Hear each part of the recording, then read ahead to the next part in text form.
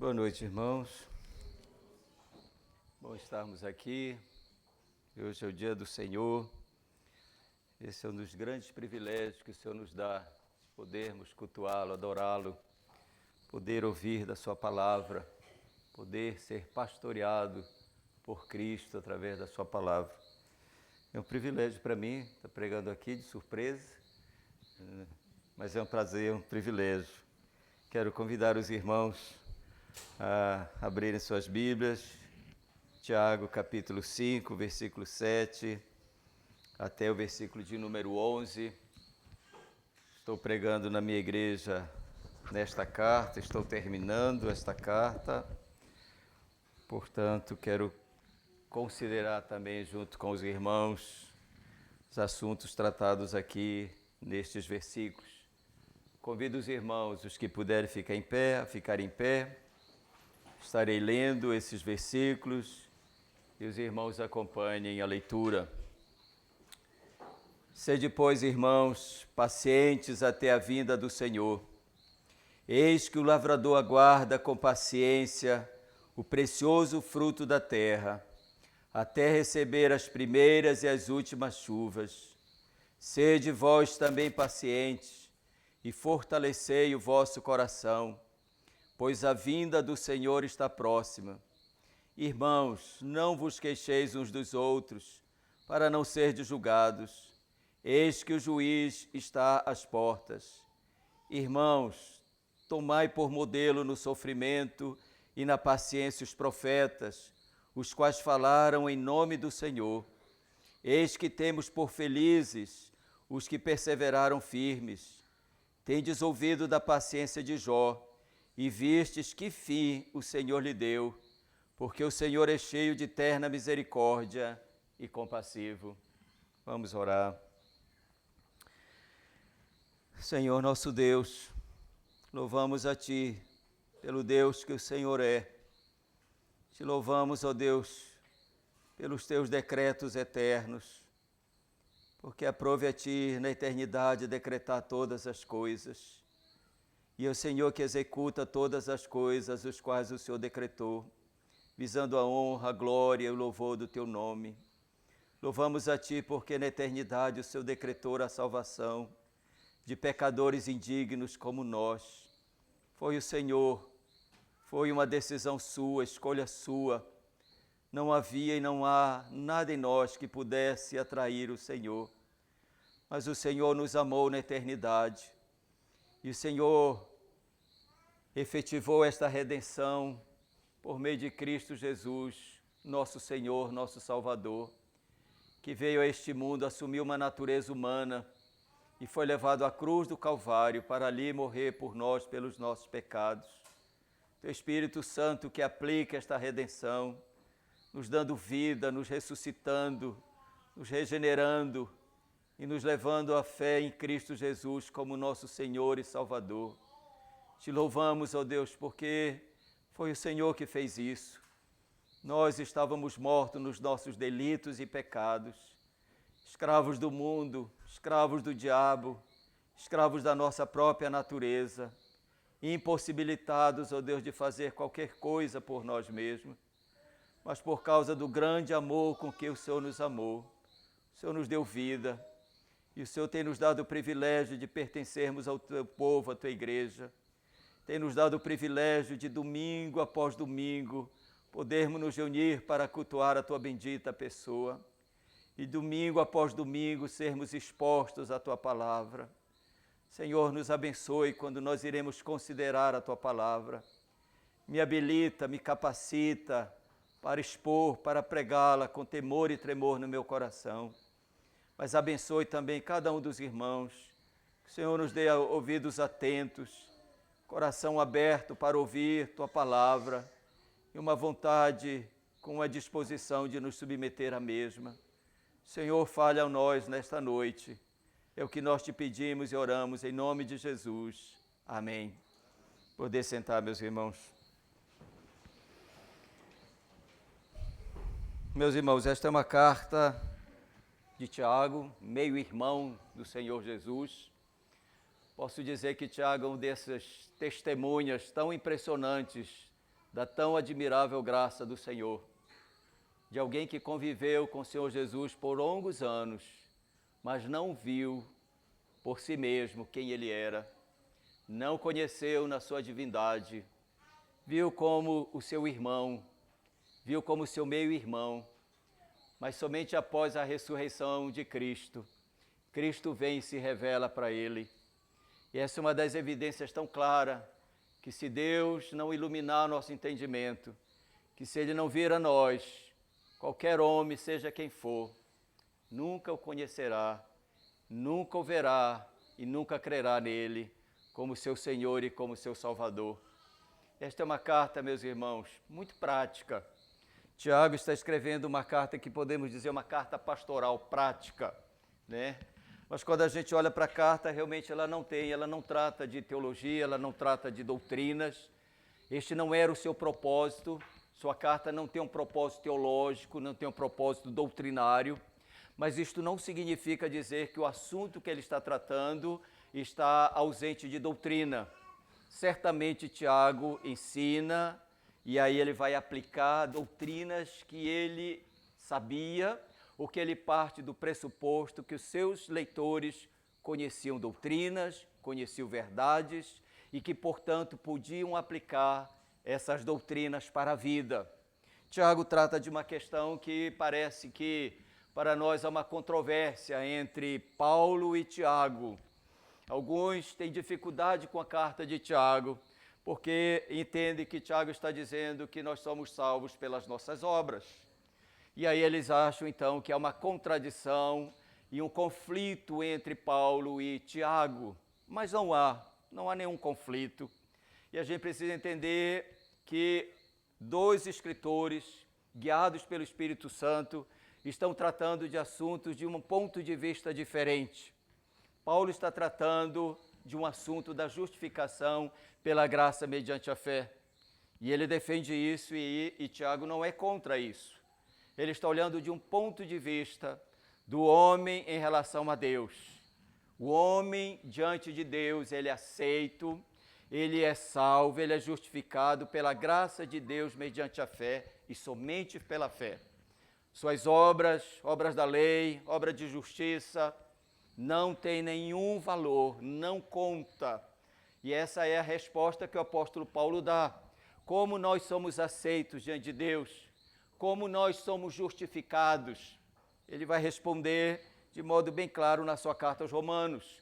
O homem não é justificado, ele não é aceito diante de Deus, ele não é salvo por aquilo que ele faz para Deus, mas ele é salvo por aquilo que Cristo fez por ele em seu favor.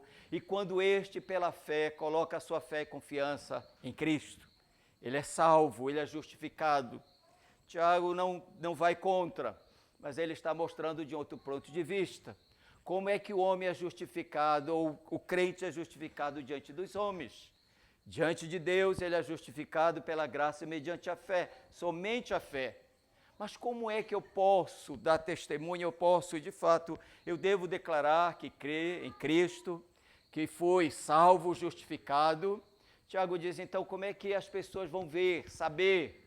E isso poderia, claro, trazer questionamentos. Como é que você mostra que você foi salvo? Tiago vai dizer, pelas suas obras, pelo seu viver. Esta fé verdadeira é uma fé onde há uma ação extraordinária do Espírito Santo, que regenera, que transforma o coração, que é o poder de Deus. E nós lemos hoje o texto lá que Paulo fala em Efésios, capítulo 1, para conhecer o poder de Deus, o mesmo poder que ressuscitou a Cristo dentre os mortos. Ele vai dizer que é este mesmo poder que vem a nós e nos ressuscita espiritualmente, nos dando nova vida, novo coração. E essa nova vida agora, esta fé verdadeira vai ser evidenciada por um amor a Deus, porque este evangelho, ou esta obra do Espírito Santo, ela é poderosa, que afeta as entranhas do nosso ser, da nossa alma. É uma mudança radical, é uma mudança na nossa mente, no nosso pensamento, na nossa maneira de pensar, de ver a vida, de ver as coisas, agora à luz das Escrituras. É uma cosmovisão submissa à verdade de Deus. mas é um coração também que foi mudado às afeições. Nós passamos a amar a Deus, nós passamos a ter deleite na pessoa do Senhor Deus, nós passamos a nos deleitar na sua verdade, na sua palavra. Mas afeta a nossa vontade também. A nossa vontade é inclinada, embora agora haja uma luta no nosso coração, mas há um novo princípio que foi gerado, que nós vamos agora ter uma vontade para amar, para obedecer e nos submeter a esta vontade do Senhor Deus. Tiago vem então falar que nós somos justificados diante dos homens pelas nossas obras. Eles veem a nossa fé, se ela é verdadeira, por este amor a Deus, por esta obediência a Deus, por essa mudança, por essa transformação que foi realizada pelo Espírito Santo. Tiago aqui escreve esta carta de uma maneira pastoral. Para que ele escreve? Para cristãos judeus que haviam sido dispersos quando veio a primeira perseguição sobre a igreja. Pelos próprios judeus, eles foram dispersos. Ele cita no início da sua carta que ele está escrevendo para esses que estavam sendo dispersos ou que deixaram Jerusalém e foram para vários lugares. Ele é um pastor, né? E um pastor preocupado com estes irmãos, queria e de fato deveria pastoreá-los, era pastor deles. E aí imagine só, toda a igreja agora saiu, muitos tiveram que fugir. O que ele faz? Escreve uma carta para estes irmãos, uma carta pastoral, uma carta avaliadora, sincera, honesta, de um pastor sério, que está interessado de que esses irmãos possam ler atentamente a sua carta e eles possam, à luz das verdades, bem prática que ele está trazendo, aplicar para eles, a fim de que eles pudessem se avaliar se a fé deles era genuína, verdadeira. Avaliar, e ele dá, podemos dizer, alguns testes, ele vai trazer alguns testes, algumas avaliações bem prescrutadoras, bem sondadoras. E Tiago faz isso porque certamente ele aprendeu com o Senhor Jesus Cristo. O Senhor Jesus Cristo era claro no seu ensino, ele não tinha subterfúgio, ele sempre era claro, ele era sincero, verdadeiro, e sempre fez isso para que ninguém viesse segui-lo de uma maneira errada, com uma motivação errada, sendo enganado por si mesmo. Ele sempre levava as pessoas a avaliarem suas motivações, seus interesses, porque estavam seguindo. E claro que Tiago está fazendo isso também. Como é que esta fé ela se mostra? Era para eles avaliarem em termos práticos. E é para nós também, né? Para a igreja, é uma carta para a igreja em todo o tempo, para que eu e você possamos, à luz dessas verdades, trazer, será que a minha fé é verdadeira? Será que ela é genuína? Será que há evidências dessa nova vida, desse novo coração? Será que esta fé, o evangelho que eu abracei não é alguma coisa apenas da minha mente intelectual, mas que é resultado de uma experiência íntima com o Senhor e que desenvolve ou que desemboca no testemunho que qualquer um pode dizer, eu conheço esta pessoa, eu conheço, eu sei quem ela era, e eu posso testemunhar que ela não é mais a mesma pessoa. E ela possa dar testemunho que foi Deus e somente Deus. É isso que o Senhor Jesus vai dizer, para que os homens vejam o quê? As vossas boas obras e glorifiquem a vosso Pai que está no céu. Ele está terminando a sua carta, né? E ele vai escrever aqui, e aqui é o assunto que nós vamos meditar, a paciência no sofrimento. Estes irmãos estavam sendo perseguidos. Estes irmãos perderam tudo por causa da fé em Cristo. E ele tinha que encorajar estes irmãos, tinha que avaliar, mas de uma maneira encorajadora, como sempre o Evangelho, como sempre as Escrituras nos levam, né? A gente entende que nós devemos ter um autoexame, nos examinar à luz das verdades, mas nunca desprovido da graça, porque se nós olharmos para nós sem a graça, nós podemos perder a esperança, porque nós vamos ver tanta coisa que pode ser deprimente. Mas quando nós olhamos de uma avaliação bem clara, nós vamos olhar que apesar de quem nós somos e apesar do nosso coração, nós temos um perfeito Redentor, que fez uma obra perfeita em nosso favor. Ele está encorajando esses irmãos, meus irmãos, para suportarem com paciência os sofrimentos, as aflições as quais eles estavam passando. E ele quer, de fato, que estes irmãos aprendam isso, que eles possam ter encorajamento. E Tiago vai dar aqui alguns encorajamentos para eles. Encorajamento tão precioso para nós, meus irmãos. E a primeira coisa que nós vamos ver é a própria vinda do Senhor Jesus Cristo, o próprio retorno do Senhor Jesus Cristo. Primeira coisa que nós vamos ver é que eles deveriam ser pacientes, pois a vinda do Senhor estava próxima. Ele diz: sede, pois, irmãos, pacientes, até a vinda do Senhor. Meus irmãos, paciência descreve a capacidade de suportar sem desistir. É aquele que suporta peso, carga, sofrimento, oposição, mas não desiste, continua ou vai, ainda vai adiante. Paciência podemos dizer, como um atleta que vai até o fim da corrida, mesmo com uma respiração ofegante. É aquele que tem um grande fôlego e continua correndo e vai até o fim da corrida, mesmo tendo uma respiração ofegante. Podemos dizer, fôlego para continuar correndo. É dessa maneira que Tiago diz para estes irmãos, que eles deveriam ser pacientes, que eles deveriam continuar sendo pacientes. E a ideia aqui é de perseverante. E essa é uma verdade que Tiago quer também instruir esses irmãos, que a fé verdadeira, a fé ou a graça verdadeira no coração, o crente verdadeiro, ele persevera. É o que nós chamamos da doutrina da perseverança dos santos.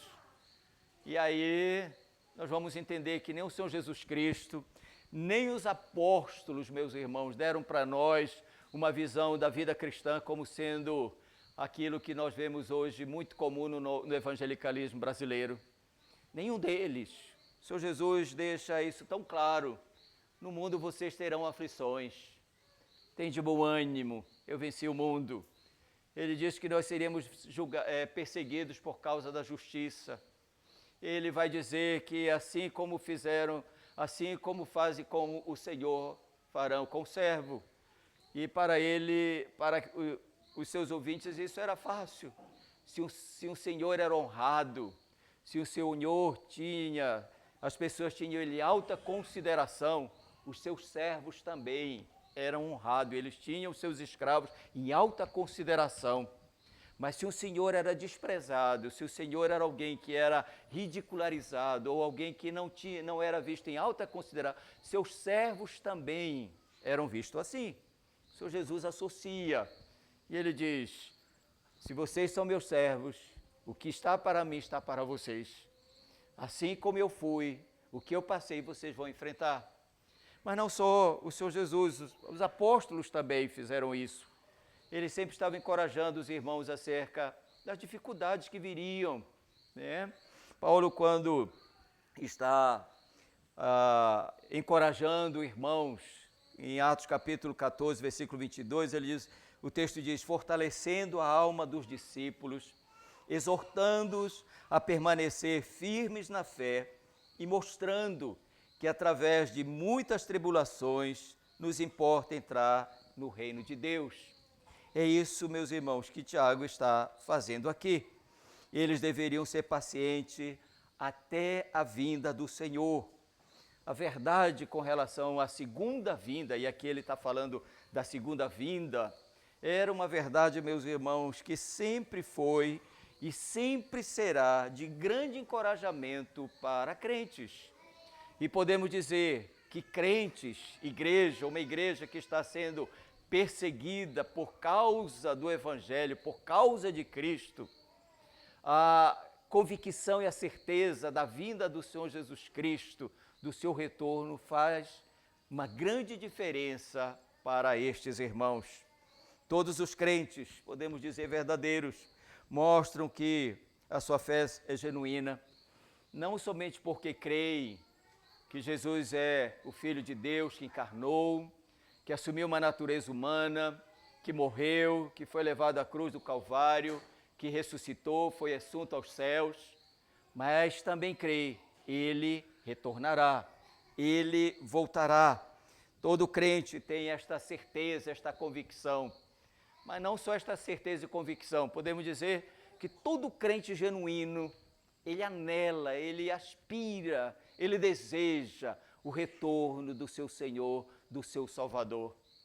Posso dizer, não por causa do sofrimento em si, meus irmãos, não por causa do alívio do sofrimento em si, por causa que todo crente verdadeiro deseja, anela ver o seu amado, ver o seu grande benfeitor, o seu Redentor, é o que mais ele anela.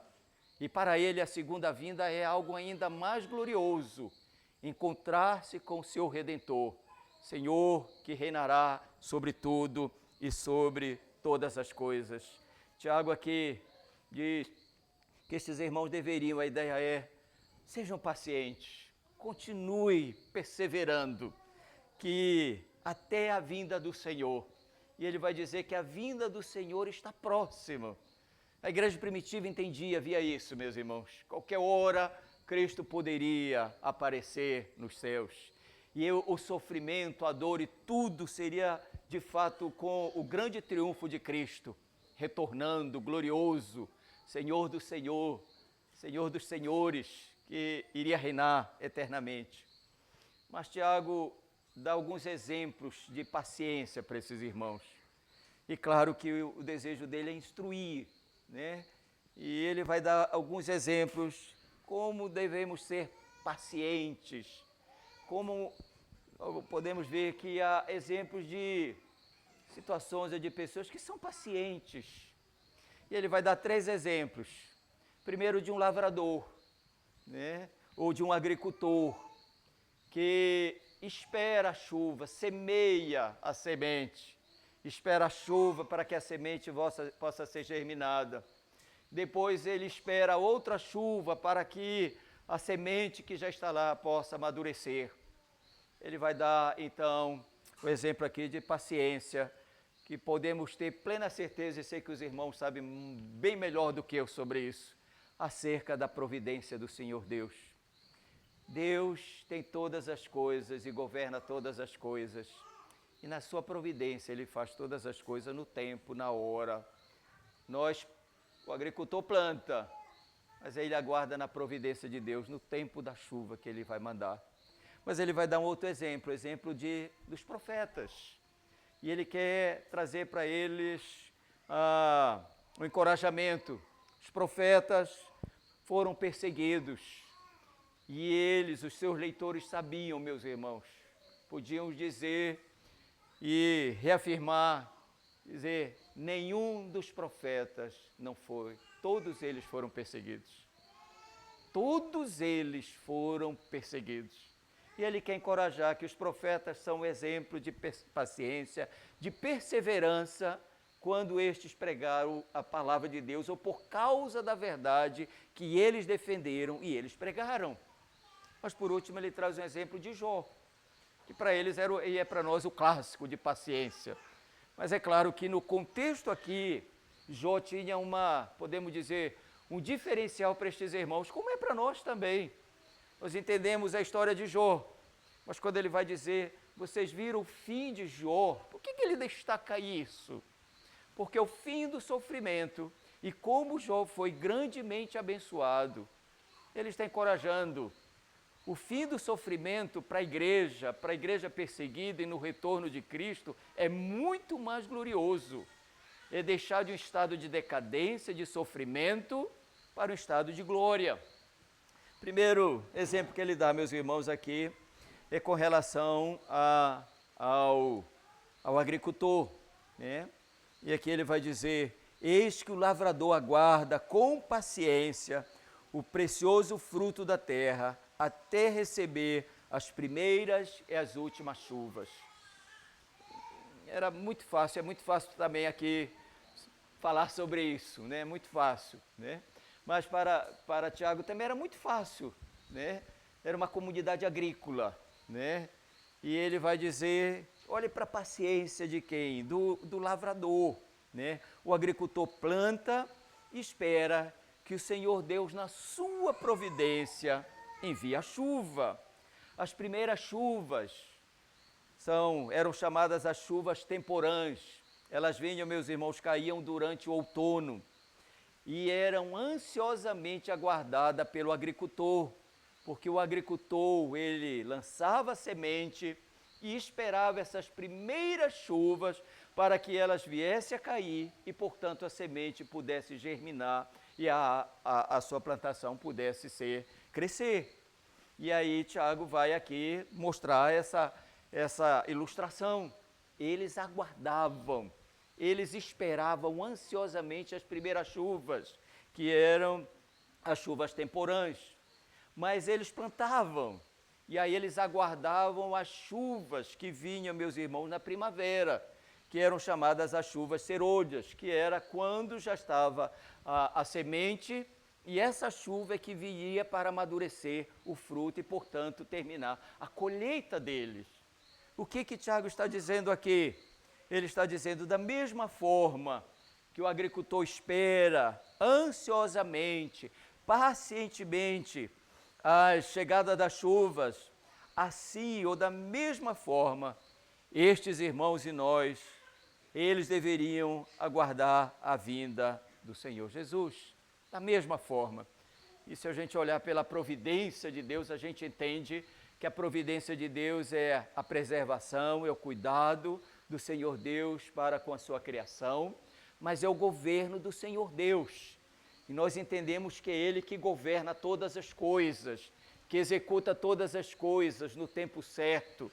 Ele que decretou todas as coisas, mas Ele executa na sua providência. Podemos dizer que a providência é a execução dos decretos de Deus. E com relação aos decretos, a providência, a vinda do Senhor Jesus está dentro dos decretos do Senhor Deus. O seu retorno, a sua segunda vinda, está dentro dos decretos do Senhor Deus. Há um Deus que reina, né? E a gente entende isso, né? A história é a história de Deus, meus irmãos. A história é a execução dos planos de Deus. Para nós a história não é cíclica, ela é retilínea, ela vai para um fim, ela caminha para um fim. E o fim será com o retorno do Senhor Jesus, dentro na sua providência.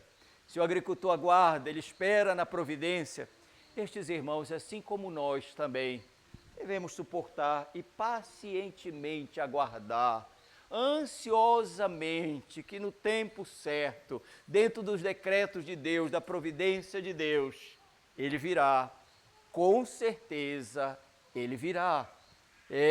O anelo é um anseio de uma expectativa, de uma esperança que para nós, ela não é incerta, faz parte da fé.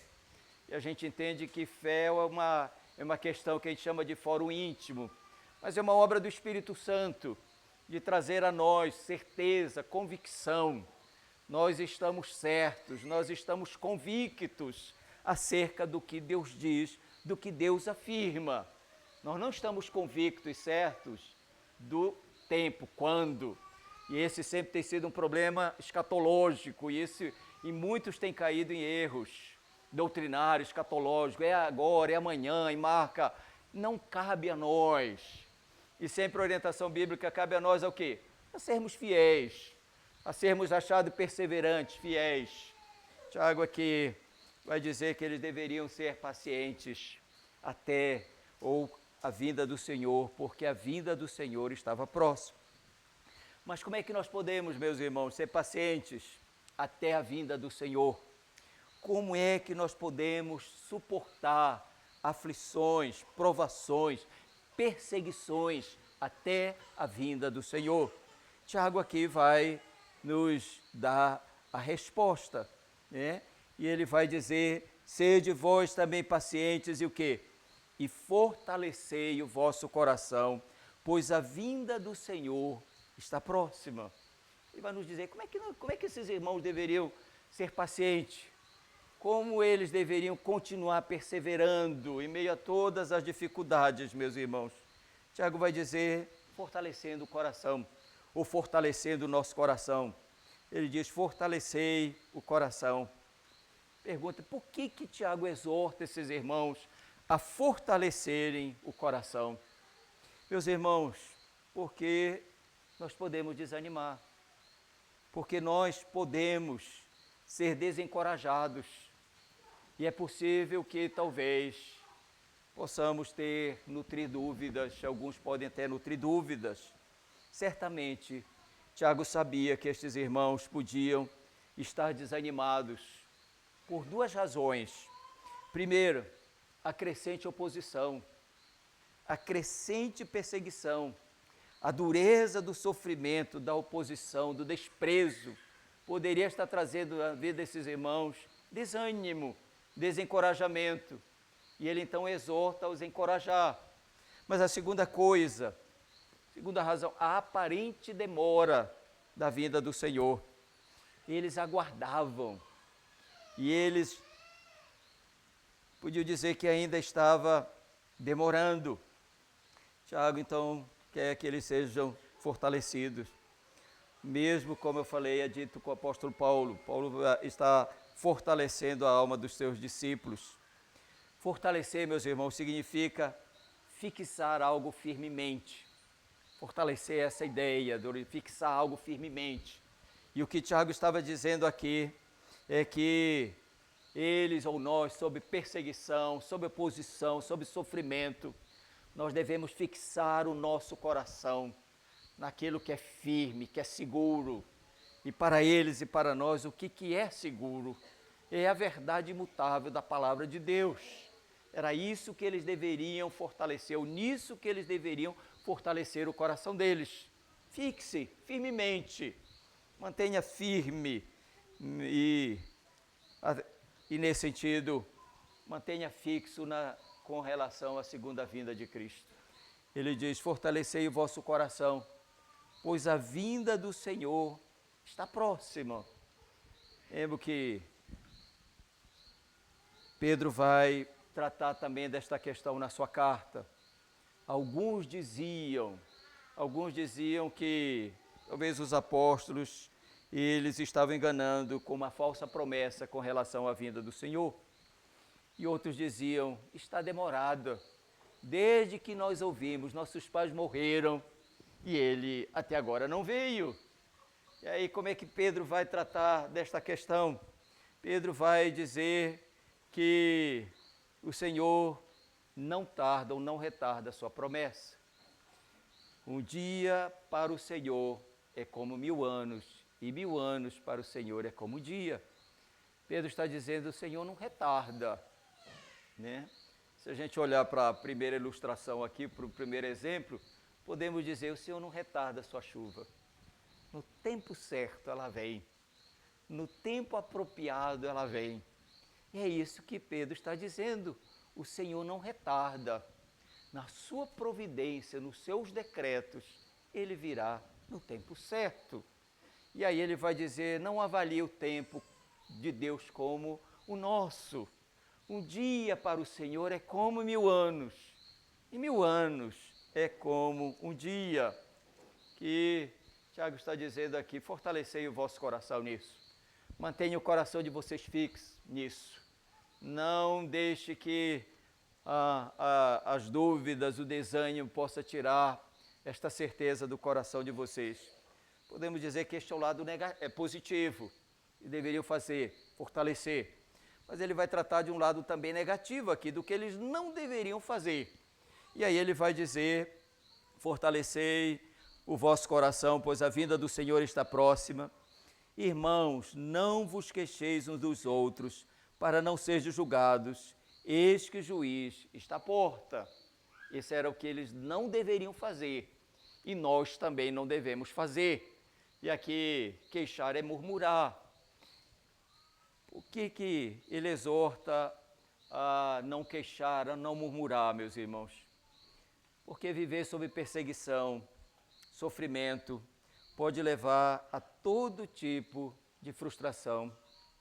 Pessoas vivendo em dificuldades podem tornar-se frustradas, podem tornar-se amarguradas e podem perder a paciência, com os seus opositores, a agir de uma maneira com retaliação para os seus opositores, mas podem também perder a paciência com aqueles que estão ao seu redor, que estão ali para confortar, para consolar. E aí, Tiago diz que nós e eles não deveriam guardar o coração, para que as provações, as dificuldades não levassem-os a reclamar, a murmurar, e até levar isso de uma esfera de um para com o outro. E a gente sabe muito bem como isso pode trazer de um para o outro desânimo, desencorajamento. E aí quando você vai chegar lá na carta de Paulo aos Tessalonicenses, depois dele falar da segunda vinda do Senhor Jesus, ele vai dizer: consolai-vos uns aos outros com esta palavra. E aí o sentido de consolar é encorajar, exortar com encorajamento. Por um lado, era isso que eles deveriam fazer, e guardar-se de reclamar, de murmurar. Ele está dizendo, porque para não serdes julgados, porque eis que o juiz está às portas. O que Tiago está dizendo aqui? Ele não está falando de julgamento para condenação, mas ele está dizendo o cuidado que o crente tem, que um dia na vinda do Senhor Jesus será o dia em que ele vai encontrar-se com o Senhor, e ele vai ser avaliado pelas suas obras, e ele vai ser avaliado para galardão, ele vai receber a coroa imarcessível. Para o crente, meus irmãos, onde ele será recompensado, onde ele será eternamente abençoado, onde o Senhor Deus dará galardões. E Tiago quer que estes irmãos possam guardar o coração, para que naquele grande dia eles possam de fato estar ali e serem achados fiéis, suportando dificuldades. Como eu falei, nem eles nem nós, meus irmãos, podemos dizer que nós somos ignorantes quanto a isso. Nós não vamos encontrar nas Escrituras algo que seja contrário, que nós não iremos enfrentar sofrimentos, provações. O cuidado é para que isso não nos torne amargurados, para que isso não nos leve a dar um mau testemunho. E com quem que a gente aprende isso? Tanto com o Senhor Jesus, que quando trajado, ele não tratava com traje, ele não agia com retaliação diante dos seus opositores, diante dos seus perseguidores. Mas a gente vai ver, bem prático, o apóstolo Paulo, quando está para morrer, ele sabia, escreve a sua segunda carta a Timóteo, e ele sabia que ele iria partir, mas ele sabia que ele estava para receber a coroa que estava reservada para ele. Vocês sabem o contexto da segunda carta de Paulo a Timóteo. A sua sentença já havia sido decretada. A sentença dele estava só aguardando a execução. Mas ele vai dizer que alguns abandonaram ele, alguns não estiveram na sua defesa. Poderíamos dizer, este homem poderia estar escrevendo a carta mais lamentosa possível, a carta mais cheia de reclamação. Ele não faz isso. Ele não faz isso. Ele não está ali reclamando. E ele diz para Timóteo: Timóteo, não te envergonhes do Evangelho, e nem te envergonhes de mim, que sou prisioneiro deste Evangelho. Paulo não estava morrendo ali, meus irmãos, por ser um malfeitor, um bandido, mas por causa de Cristo. E para ele vai dizer aos filipenses: estar com Cristo é incomparavelmente melhor. Este é o exemplo que ele dá, primeiro, de um agricultor, mas ele vai dar o segundo exemplo aqui, de paciência nos sofrimentos. Profetas, Tiago diz: irmãos, tomai por modelo o sofrimento, no sofrimento e na paciência, os profetas, os quais falaram em nome do Senhor. Ele traz um outro exemplo aqui para encorajar estes irmãos. E ele é bem específico, né? Ele diz paciência, né? No sofrimento, modelo, tomai por modelo no sofrimento e na paciência os profetas. Estes eram para eles modelo, parâmetro. E alguém já disse, é sempre bom a gente olhar para esses homens do passado. Alguém já disse, é bom a gente andar nas pegadas destes homens. Tiago está encorajando, olhe para os profetas. Como nós vamos entender estes homens? Foram levantados pelo Senhor. Os profetas tinham esse ministério, não era um ministério ou um ofício permanente. Eles eram levantados de tempo em tempo pelo Senhor Deus. Mas a gente às vezes acha que os profetas tinham apenas este ofício de predizer, de dizer o futuro. Eles diziam, e alguns faziam predições acerca do futuro, mas esse não era somente isso. Os profetas normalmente eram levantados em período de decadência da igreja, em período em que o povo de Deus não estava bem, e Deus então os levantava para exortá-los, para pregar a eles, para que eles pudessem arrepender-se, voltar-se para o Senhor, abandonar os seus maus caminhos e se converter ao Senhor. A mensagem que eles anunciavam em todo o contexto e de todos os profetas nunca foi uma mensagem popular. Por isso eles eram rejeitados, porque o que eles diziam, o que eles afirmavam, o que eles pregavam, não era aquilo que eles queriam ouvir e não era aquilo que eles queriam ser confrontados, mas fazia parte do ofício profético. E você vai ver sempre o que qualificava, o que autenticava um profeta é que ele sempre dizia, assim diz o Senhor, ou ouvi aquilo que vem da parte do Senhor, assim disse o Senhor. Os profetas, todos eles, são perseguidos. O Senhor Jesus vai, meus irmãos, lá em Mateus, capítulo 23, versículo 37, ele vai, podemos dizer, fazer o seu lamento por Jerusalém. Lamento mais doloroso, mais triste, né, para um povo que viu aquele que era maior dos profetas, a verdade encarnada, o Filho de Deus pregando. Eles viram, eles testemunharam do próprio Deus encarnado. E eu penso que alguns olharam nos olhos do Senhor Jesus e foram profundamente convencidos dos seus pecados. E quando o homem se encontra com uma realidade onde o seu coração é desvendado, ele só tem duas opções.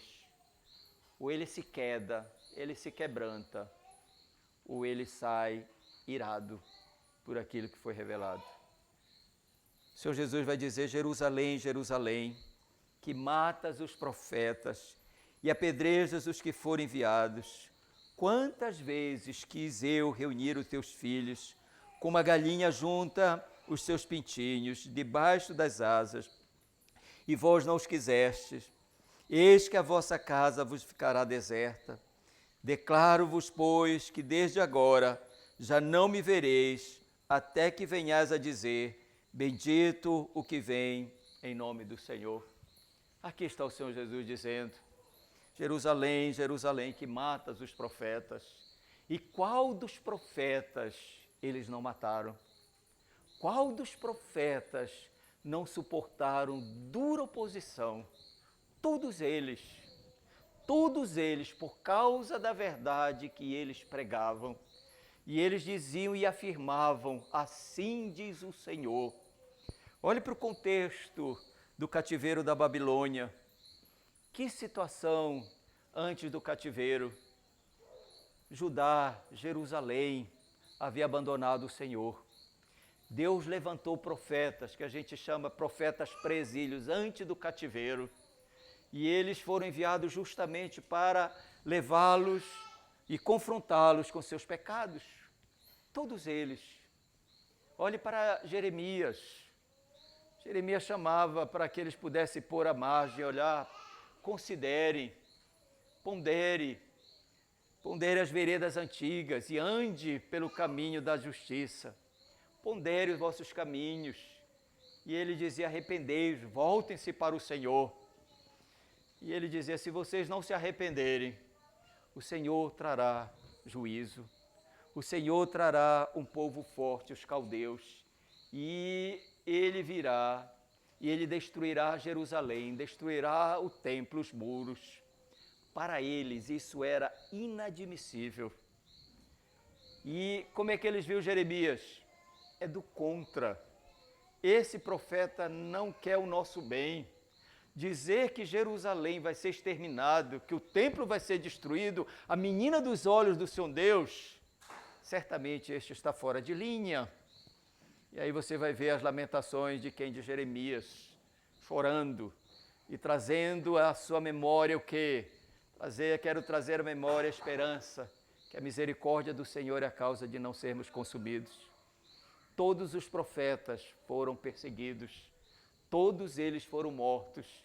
O Senhor Jesus vai dizer para eles: agora vocês vêm nos túmulos e vocês fazem um cerimonial nos túmulos dos profetas e dizem: se nós tivéssemos, nossos pais mataram, mas se nós tivéssemos, nós certamente não faríamos isso. O que o Senhor Jesus diz para ele? Está aqui aquele que é maior do que os profetas e vocês rejeitaram. Tiago aqui, meus irmãos, vai encorajar tanto a eles quanto a nós. Toda vez que nós suportarmos, que passarmos por aflição, por oposição, perseguição por causa da verdade, lembre dos profetas. Eles falaram a verdade, suportaram o sofrimento, mas não foram infiéis ao Senhor. Deram suas vidas por aquilo que eles foram chamados para fazer, anunciar, pregar e dizer aquilo que Deus havia dito. E eles não poderiam alterar nada. Por isso que assim diz o Senhor. Nem sempre era a melhor mensagem, mas era aquela que Deus estava mandando. Tiago aqui diz que eles deveriam ter como exemplo esses profetas fiéis, sofreram. Como você vai ver lá, Hebreus 11, ele vai dizer: olha, nós temos aqui uma nuvem de testemunha a nos rodear. Daqueles que ele vai dizer: o mundo não era digno de tê-los. O mundo não era digno, mas eles não desistiram, foram pacientes, perseverantes, em meio a contexto de apostasia, em meio a contexto de abandono da verdade. Mas para eles, meus irmãos, cabia a única tarefa e responsabilidade: dizer aquilo que Deus havia dito. Por último, Tiago vai dar um exemplo de Jó. E Jó é um desses personagens aqui que era conhecido pelos leitores. Ele vai: eis que temos por felizes os que perseveram firmes. Tendes ouvido da paciência de Jó e vistes que fim o Senhor lhe deu, porque o Senhor é cheio de eterna misericórdia e compassivo. Por que ele usa o exemplo de Jó aqui? Porque era o mais conhecido.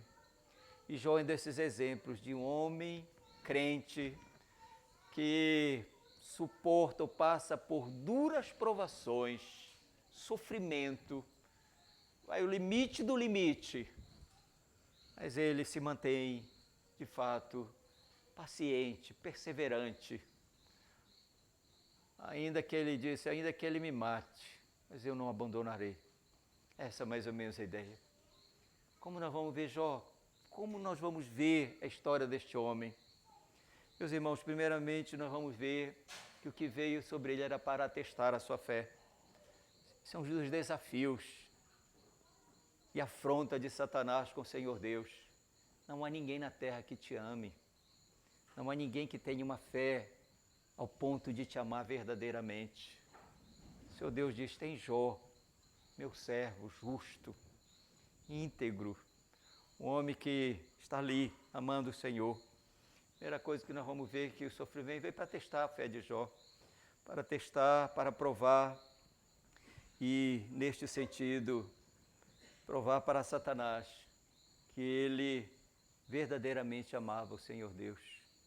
É desta fé, meus irmãos, que Tiago está tratando aqui. Uma convicção, uma certeza de quem Deus é. Uma convicção, uma certeza de quem Cristo é. Uma convicção e uma certeza de todo o plano redentivo do Senhor Deus. Houve uma criação perfeita, houve uma queda, mas houve uma redenção e haverá uma restauração de todas as coisas.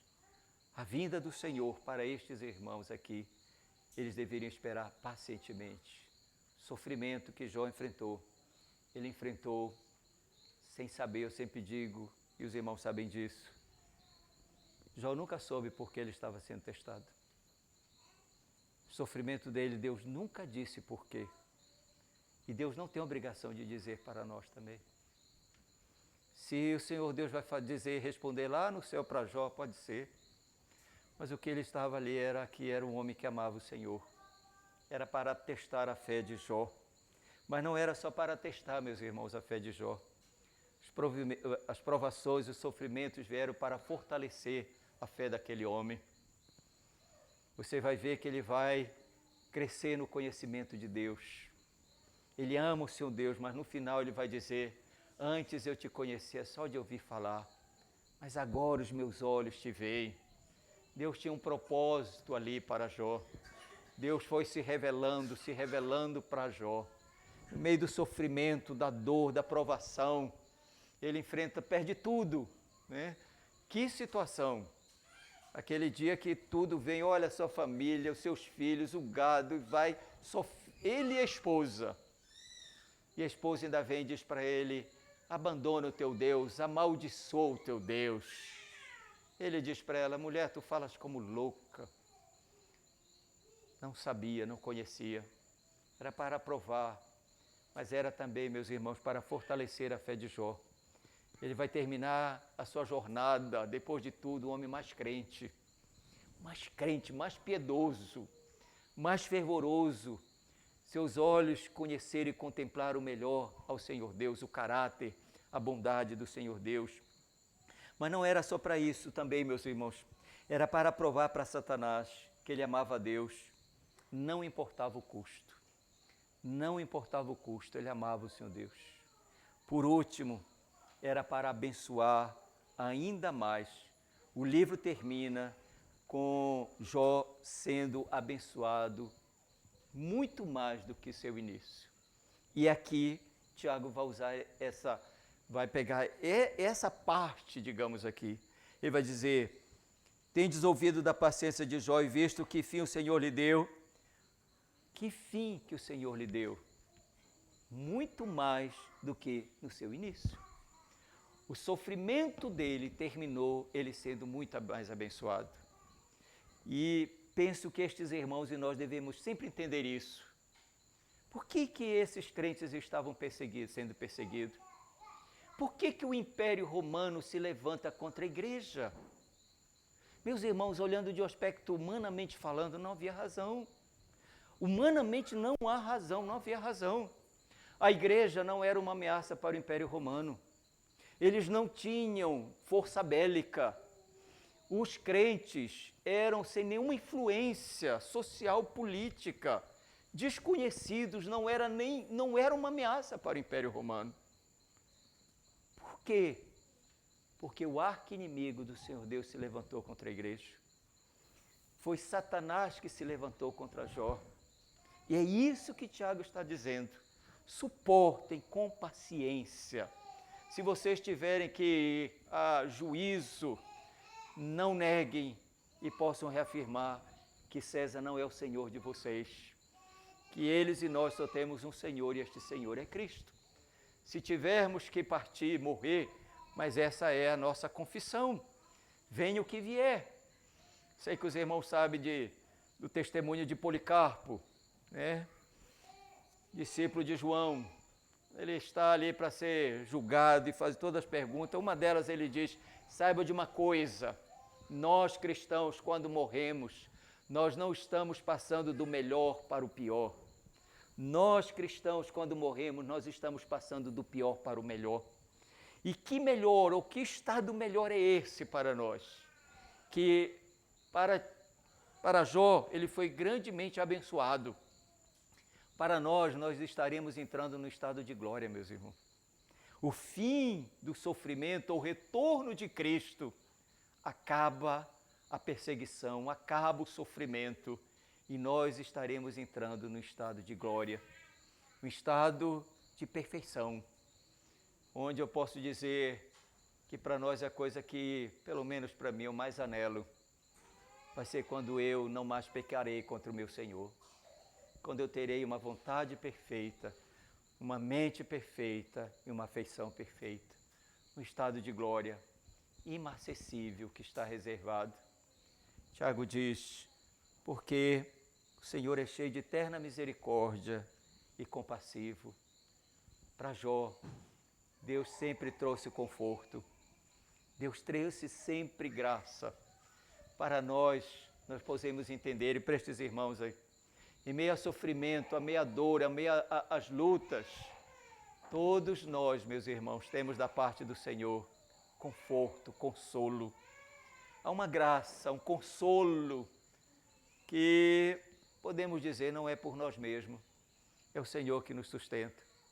E podemos dizer como Paulo diz aos Coríntios, nenhuma tentação, nenhuma provação vem além das nossas forças. O Senhor Deus sabia até onde Jó podia suportar. E Ele sabe até onde nós podemos suportar. Mas em meio a sofrimento, o Senhor é compassivo, o Senhor é misericordioso. Nós não estamos sozinhos. Há um conforto, há um consolo, há uma graça. Meus irmãos, algumas aplicações para nós. Nós olhamos para esse texto, Tiago está aqui encorajando esses irmãos que estavam passando por perseguição. E ele queria que eles pudessem ter o coração aquecido com relação à segunda vinda de Cristo. Não deixe que as lutas, o sofrimento, a demora, a aparente demora, possa trazer desânimo, mas fixe o coração de vocês, fortaleça na esperança desta vinda de Cristo. Nós não estamos passando por perseguição, meus irmãos, no sentido institucional, de ser lançado, deixar tudo. Nós passamos por oposição, sim, por causa do Evangelho, mas para nós talvez o risco seria para a gente não permitir que o mundanismo, as coisas deste mundo, venham esfriar o nosso coração quanto à segunda vinda de Cristo. E a gente perder esta expectativa, este anseio que Ele venha, que Ele retorne, que Ele se faça presente, que Ele volte a estar no sentido revele ou Ele se manifeste na sua segunda vinda. Esse sempre vai ser um risco para igrejas. O mundanismo esfria o coração e os mundanos nunca anelam pela segunda vinda de Cristo. Mas os que passam por sofrimentos, por lutas, por causa de Cristo, para manter-se fiéis, eles anelam este dia, este grande dia, quando eles estarão com o Senhor. Não haverá mais dor, não haverá mais sofrimento e não haverá mais cemitério. Nunca mais. Mas, meus irmãos, suporte com paciência. A ideia é aquele daqui, espere, continue, falta pouco. Essa é a ideia, né? Não desista. Nós somos tentados, passamos por lutas, por provações. Mas, meu irmão, não sei qual luta, dificuldade você está enfrentando. Continue sendo paciente, perseverante. Guarde o seu coração para ser fiel ao Senhor. Aquele grande dia é isso que vai ser contado. Servo bom e fiel. Foste fiel no pouco. Servo bom e fiel, entra para o descanso eterno. Que o Senhor Deus possa lhe dar graça em meio ao sofrimento. Que o Senhor Deus possa lhe sustentar. Mas também, por último, saiba que o nosso último estado é incomparável. Nós apenas conjecturamos como será novos céus, nova terra, tudo regenerado, tudo perfeito. Paulo diz que nem olhos viram, nem ouvidos ouviram o que Deus tem preparado para os seus. Ele diz que conheceu um homem que foi arrebatado ao primeiro ou ao terceiro céu e ele viu coisas inefáveis. Não tem palavras, a ideia que dá é não tem palavras humanas que eu possa descrever o que é esse estado de glória. É para esse estado que nós vamos, meus irmãos, para estar para sempre com Cristo, para viver para sempre com Ele, onde nós gozaremos da sua eterna presença. Deus nos abençoe, Deus nos fortaleça. Vamos orar. Senhor nosso Deus, pedimos que o Senhor nos abençoe com a sua palavra. Desvende os nossos olhos a cada dia para conhecer e compreender as verdades reveladas a nós nas Escrituras. Desvenda a cada dia os nossos olhos para conhecer a bendita pessoa do Senhor Jesus Cristo. Que esse seja o objetivo maior da nossa vida, conhecê-lo, amá-lo, servi-lo. Que o Senhor nos dê graça em meio às dificuldades, provações, aflições. Que o Senhor não permita que o nosso coração seja levado por um mundanismo, mas que o nosso coração seja sempre aquecido pelas Tuas promessas, pela esperança que temos da Sua segunda vinda. Sustenta cada um de nós, ó Deus, nos fortalece, nos dê a graça de fixar o nosso coração no que é eterno, no que é imutável, na Tua palavra, nas Tuas promessas, que são infalíveis, eternas e imutáveis. Que o Senhor nos dê a graça de consolar um ao outro, encorajar um ao outro, nos livra de reclamação, de murmuração, e nos ajuda, ó Deus, a estarmos consolando, encorajando uns aos outros, como bons servos e servos fiéis do Senhor, membros do Teu corpo. Está encorajando, fortalecendo, para que todos nós, naquele grande dia, estejamos reunidos com o Senhor e com todo o Teu povo espalhado por toda a terra. Oramos por aqueles irmãos e igrejas que estão sendo perseguidas por causa do Evangelho. Continue abençoando, Senhor Deus. Continue fortalecendo esses irmãos. Traz à memória, ao coração deles, as Tuas verdades. E que o Senhor mesmo dê consolo, conforto, que o Senhor dê paz em meio a toda a tribulação e todo o sofrimento, e que eles possam, Senhor Deus, continuar perseverando e dando bom testemunho do Evangelho, e que o Teu nome seja glorificado, e que a Tua verdade possa ser propagada e possa trazer fruto para a glória do Teu nome, Senhor Deus. Sê com cada um de nós, nos abençoe, é o que nós Te pedimos e oramos, em nome de Jesus. Amém.